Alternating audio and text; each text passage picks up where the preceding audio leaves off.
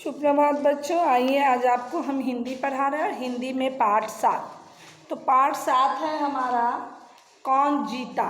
कक्षा चतुर्थ के पाठ 7 में पाठ का नाम है कौन जीता। ठीक है, हम आपको बता रहे हैं इस कहानी का संक्षिप्त सारांश। सबसे पहले तो व्यक्ति की महानता और योग्यता की पहचान उसके गुणों से, उसके चरित्र से होती है, ना कि उसके रूप से। यदि रूप से होती तो सोने के सुराही में रखा गया मदिरा भी निंदनीय होता है, मतलब उसकी भी निंदा की जाती है यदि मदिरा शराब यदि सोने की सुराही में रखा जाए तो। इसीलिए रूपों की महत्व नहीं। उसी प्रकार सुंदर व्यक्ति यदि गुणी नहीं तो व्यर्थ है। इसी प्रकार का कहानी इस पाठ 7 में है कौन जीता। तो यहाँ पाठ है कौन जीता। तो आइए आपको हम बताते हैं। उज्जैन की गद्दी पर राजा विक्रमादित्य वहाँ राज्य करते थे। उनकी वीरता न्यायप्रियता पूरे में प्रसिद्ध है। उनकी कहानी काव्य भी बड़े चाव से आज भी पढ़ी जाती है। संस्कृत के महाकवि कालिदास इन्हीं के राज्यकाल में हुए और वे दोनों मित्र भी थे। ठीक है, भीषण गर्मी पड़ रही थी। राजा और कवि दोनों सभा में महासभा में बैठे बातचीत कर रहे थे। अन्य सभासद अन्य सदस्य अपने घर जा चुके थे। विक्रमादित्य और कालिदास गर्मी से परेशान थे, बार बार पानी पी रहे थे। दोनों के मुख पर पसीने की बूंदें चमक रही थी। राजा विक्रमादित्य देखने में बहुत सुंदर थे। हष्टपुष्ट शरीर, गौर वर्ण मतलब गोरा रंग, लंबी कद और तेजपूर्ण माथा। विक्रमादित्य जितने सुंदर थे कालिदास उतने ही कुरूप थे। पसीने से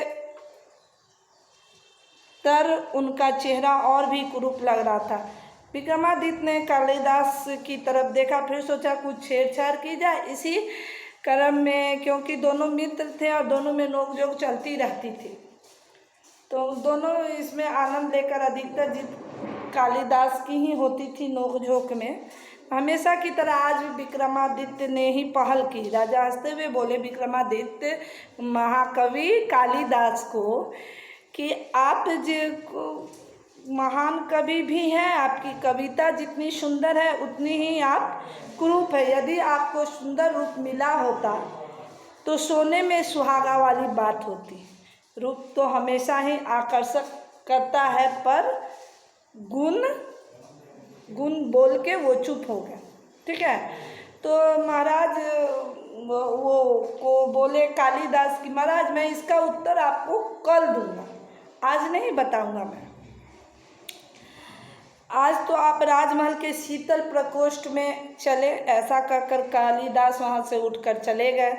ऐसे ही संध्या होने की थी। कालिदास एक प्रसिद्ध स्वर्णकार के यहाँ पहुँचे और उन्होंने कहा कि सोने की सुराही बनाना है। स्वर्णकार को बोले कि एक बहुत सुंदर सोने की सुराही रात भर में तैयार करो, कल राजा के दरबार में ले जाना है। राजा के कोई दरबारी आएंगे और वो ले जाएंगे। एक स्वर्णकार को कहा तो वो भी अपना तैयारी करने लगा। रात भर में उस सोने का सुराही तैयार कर दिया और राजा का जब दरबार लगा तो एक दरबारी आया ले गया। राजा का जब दरबार लगा तो वो सुराही वहाँ रखा हुआ था, उसमें पानी भर के कालिदास रखे थे।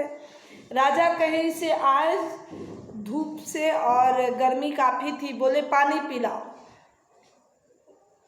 कालिदास ने किसी दरबारी को बताया कि उस घड़े में से पानी दो। वो उस घड़ा में से पानी निकाल के दे दिया। पानी गर्म था, पानी जो था गर्म था। राजा गुस्सा के झुंझला उठे और चिल्ला उठे कि एक तो गर्मी और आप गर्म पानी मुझे पिला रहे हैं। राजा बहुत गुस्सा में आ गए। सर कालिदास तुरंत उठे, सुराही से कपड़े को हटाया। सबकी दृष्टि सुराही पर पड़ी। सब उसकी चमक दमक सुंदरता की बातें करने लगे। सब उसकी सुंदरता के गुण गाने लगे। कोई उसकी गढ़न की प्रशंसा करता तो कोई सोने की और कोई नक्काशी की। राजा को सुराही अत्यंत सुंदर लगी, पर क्रोध अभी उतरा ना था। भला सोने की सुराही में भी पानी रखा जाता है? कहा गया है कि मिट्टी की सुराही में ही पानी रखा जाता है। किस मूर्ख ने ये अदला बदली की है? कालिदास उठ खड़े हुए, कहे महाराज वह मूर्ख तो मैं ही हूँ। आप तो सुंदरता की पुजारी हैं। मिट्टी की उस बदसूरत सुराही भला किया यहाँ क्या काम? महाराज हक्के बक्के देखते ही रह गए। वे महाकवि का व्यंग समझ गए। बोले तुम जीते और मैं हारा। हर बार की तरह आज भी कालिदास जीत गए। सभी सभासद दोनों का मुंह देख रहे थे, पर वास्तव में बात क्या थी कोई जान न सका। राजा और कवि दोनों मुस्कुरा रहे थे। तो बताइए, इस कहानी से हमें यह शिक्षा मिलती है कि हमें गुणवान चरित्रवान होना चाहिए। मनुष्य की चरित्र की पूजा होती है, चित्र की नहीं, उसकी गुण की पूजा होती है। हमें भी गुणवान चरित्रवान होना चाहिए। इस कहानी से हमें यही शिक्षा मिलती है। अब दूसरे भाग में हम इस पाठ के अभ्यास कार्य के बारे में बताएंगे आपको। तब तक आपको थोड़ा सा कुछ हम बता दे रहे हैं कि आप किस तरह अपने CW कॉपी में लिखेंगे। सबसे पहले आप यहाँ CW देंगे, फिर से यहाँ पाठ का नंबर, नाम, शब्दार्थ, यहाँ एक छोटा सा चित्र बनाएंगे। ठीक है, जो भी बनाए, सुराही का बना दें या फिर जो भी बनाए आप, सुराही बना दें या जो भी बना। उसके बाद आप शब्दार्थ लिखेंगे। जैसे कि यहाँ पे एक शब्द दिया हुआ है गौर वर्ण, मतलब गोरा वर्ण। गौर मतलब गोरा। तो उसी प्रकार से अर्थ को जानना जरूरी है, तभी आपको पढ़ने में समझ में आएगा। चाव का मतलब होता है शौक। उदाहरण के तौर पर एक दो लिख के दिखा रहे हैं। कुरूप मतलब इस तरह से लिखेंगे और पढ़ेंगे भी। कुरूप, क हर्षु का रसु का प। कुरूप मीन्स बदसूरत।